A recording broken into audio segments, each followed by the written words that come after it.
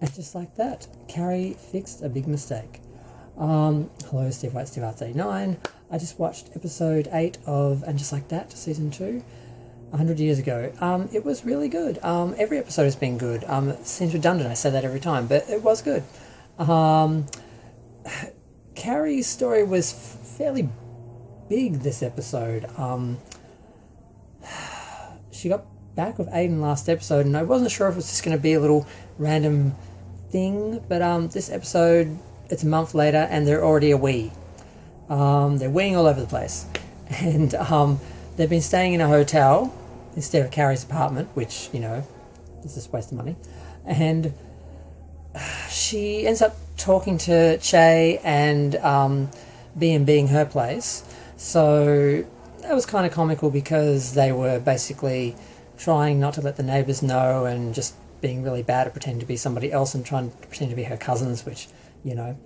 And she didn't have any kitchen stuff, so they went out and bought kitchen stuff, and they're just doing lots of coupley things, and they wanted to have a dinner, so, well, Miranda and Charlotte have already met him, of course, so they can see him, and so Seema could meet him, and Seema was being weird about the whole thing. Carrie forgot about the house they were renting in the Hamptons. She didn't want to be a third wheel, and that wasn't how she wanted it. You know, Carrie basically changed their sort of summer girlfriend plans, and she was not very happy about it. And it was a bit disappointing because she seemed to just be doing that, you know, you're not a single friend anymore, so we can't be friends. Like she was kind of avoiding her, not answering messages, and they were next to each other in a salon, and she heard Carrie and realised, and she tried to sneak out, and Carrie caught her, and then they had a discussion out the front of the salon with wet hair, and she was like she was breaking up with her. And I've had this discussion with friends who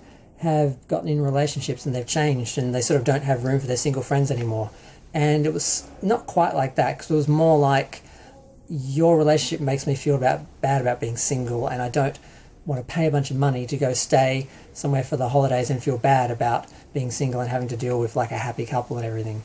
So it came across as a bit bitter and narcissistic. I thought, well, maybe she's just a narcissistic person, and Carrie was the perfect friend for her then, and now she no longer serves a purpose, so she's just gone. And I thought, wow, that's sad, but kind of true of how people are in life. But then at the end of the episode, when Carrie, so I'm just going to go for each person's story for the episode, as opposed to the episode in chronological order. They're having dinner, and Seema shows up after all, and Aiden gets a chair for her, and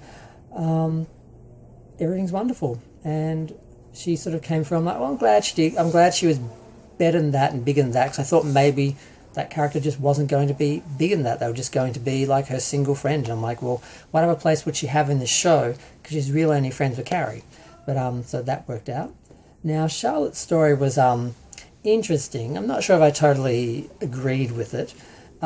She took the job and she told the family, and the family was like, good. You know, we the girls were like, yay, mum's going to be out of the picture, out of her hair, we'll have the place to ourselves. And, you know, of course, poor Charlotte wants them to be like, oh no, we need you. And they're just like, go, spread your wings, fly, you know, we'll be fine. And the other issue is she bought a dress for her first day, and it was a little tight because she's not as slim as she used to be when she was 25, when she used to work in the other gallery. So she gets self-conscious about her weight. She buys this dress which has a belt, and it keeps riding up because of her belly. And she tries to lose the weight, and it's not happening like it used to when she was 25, and she's like, you know, damn menopause. But then when she does go to work, her supervisor is a bigger girl, and she suddenly isn't as self-conscious about the 25-year-old sticks that are in front of her, because her boss or manager or her co-worker, I don't know what she is, was a heavy girl. So she basically pulled off all her Spanx, threw them away, and I remember thinking, haven't you just thrown them away? You only wore them once, you might need them again. And she took one back out. I'm like, I know this character. And then she goes off with the belt on and everything, and I'm like, I'm kind of glad that she kind of got past it, but it kind of feels a bit off because, yeah. But either way, she went on, and I'm assuming she's going to do well there. You know, she'll be fine. Now, Anthony had an actual story, and I'm like so glad, because how they've used Anthony in this series so far has been a bit off. he started off being the other half of, a part of a couple, and then Willie Garson died, and they just didn't know what to do with the characters. So they wrote him out that he ran off to Japan and he split up with him just randomly, which I thought never worked. I mean, not only could he just randomly come back, but he can't because he's dead. I felt they should have dealt with it in a more serious way, but I guess they were dealing with Big, so they couldn't do that. And Anthony's just sort of been there as like the fifth girl or the seventh girl. I don't know how many girls are at the table anymore. And it's like they were including him. He was always in Charlotte's house. Sort of, he seems to be like an uncle for the kids and that, but he just seemed a bit like they're trying to use him, but they didn't quite have a place for him. And I'm not saying they found a place for him, but they did find a story for him. The guy he hired, who he thought was straight for some reason, I don't know why he thought he was straight, he is being very helpful, and then he finds out he's gay, and he tries to fire him because he's like, I'm attracted to you, I can't be working in the same place as you. And he tries to fire him a couple of times, he keeps coming back. And then basically when he explains, because the guy doesn't talk crazy, as he says, he quits. And then they make out. So it looks like he might have a relationship with a younger man, which may be nice because he seems like a nice guy. He seems like, someone with some depth and so forth, but he's like 25, so I don't see that going very far. But, I won't say anything about gay relationships, but yeah.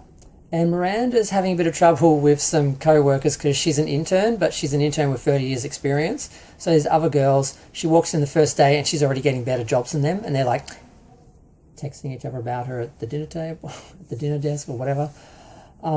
She feels self-conscious about it, but she doesn't address it. I'm like, she sits down like, Miranda, address it now, address it now, address it. She doesn't address it. For God's sakes.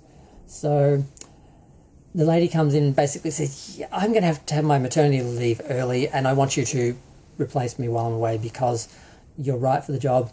And she's like, oh God, I can't do it. The other girls have been here longer. And she's like, why are you making yourself smaller? You're the best person in the job. Just do it. So, she's probably going to find some role out of this. And I think Miranda needs to have a job. She needs to have something that is important to her because the straight relationship didn't work out. Gay dating is a nightmare, which she's about to discover. And her child's grown up and doesn't need her anymore. So she needs to have a career. She needs to have something for herself. So that's good. Is that everyone? Have we covered everyone? Charlotte, Miranda, Carrie. Nia wasn't in there at all. Lisa was there when Charlotte was trying on her outfit, and the 25-year-old stick basically suggested some moo-moos for her when she could see that she wasn't quite fitting into the outfit. And when she asked, what was that? I was just trying to help. She's like, you're 25. It's not about you. Don't worry. You'll understand one day. And she's like, that was all she did for the episode. And that's the only problem with the show is they do have a lot of characters now, and I do find some of them don't always have a lot to do. They're just sort of there for the sake of it, or they don't have the best story. So that's the only criticism I would have of the show is they've introduced 3 or 4 more characters and bumped up one of the older characters who was very much sort of on the side, and now they're sort of juggling them a little bit, and they've got less. Actually, they've got about the same amount of episodes actually, because the best thing about and just like that is Sex and the City only had a few episodes because they were on HBO in the first place. A lot of shows that were around in the 80s or 90s that have come back with newer versions on streaming, they have a lot less episodes, and it is quite an adjustment to have like an 8-episode season or a 6-episode season when you used to have like 26 episodes or something. But Sex and the City was always a premium show with only a couple of episodes per season. So yeah, I'm curious where they're going to go with Anthony. I'm glad he got to make out. I'm glad that he met someone. I want him to have a storyline and be more than just the funny gay uncle, because we're more than just the funny gay uncle. But yeah, I'm loving the show. I'm sad there's only 2 episodes left. I think they've only got 10 episodes this season.